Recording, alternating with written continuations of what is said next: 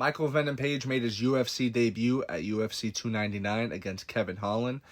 Michael Venom Page is a Bellator star, went to the UFC, and I'm a critic of his. I have always said that he is a can crusher, that he was given favorable matchups to win, and not only win, but to look good while doing so. Showcase fights is what Michael Venom Page built his career off of.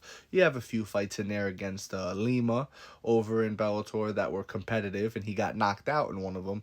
But overall, his Bellator career was just to gain highlights and showcase the talent of Michael Venom Page. They weren't really matching him up for a competitive bout. Now, with that said, man, he proved me wrong. He came into the UFC and he went up against a really tough guy in Kevin Holland, who has a black belt under Travis Lutter, who beat Jacare Souza, knocked him out from the bottom. You know, Kevin Holland is a very dynamic guy, and Kevin Holland is a very talented guy as well. His right hand, I think, is one of the best in the sport, if he could land it. And he just was shut down by Michael Venom Page. The in-and-out movement, the point karate fighting style movement really frustrated Kevin Holland. He wasn't able to get off any of his own offense. He would have moments where he would blitz Michael Venom Page, and Michael Venom Page would just circle out off against the fence. He had moments where he would try to grapple him.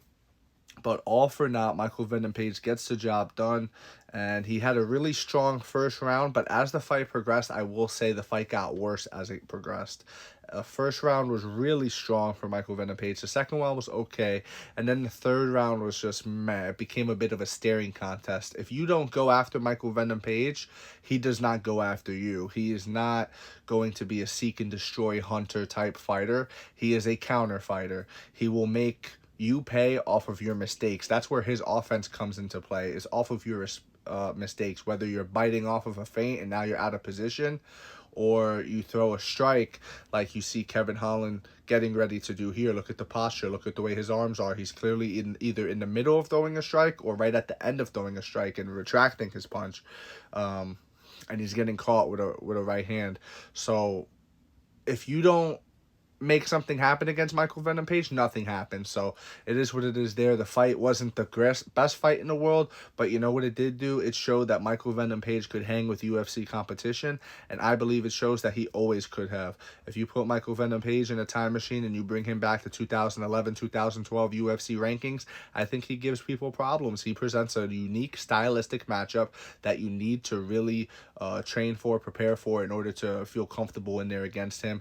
And good for Michael Venom Page. He not only proved it to himself, but he proved it to the fans and the critics that he's not just a can crusher, that he can hang with UFC caliber competition. So salute to Michael Venom Page for a successful UFC debut.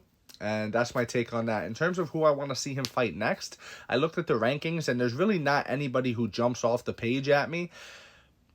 I think he's 37 years of age, so you kind of have to push him along. He has capabilities for big knockout wins and things like that, but who do you put him against? You know what I mean? Do you put him against Kamaru Usman? If he beats Kamaru Usman, you got to give him a title shot. That's why I say that. Do you put him up against Belal Muhammad? One more fight for Belal, see what happens.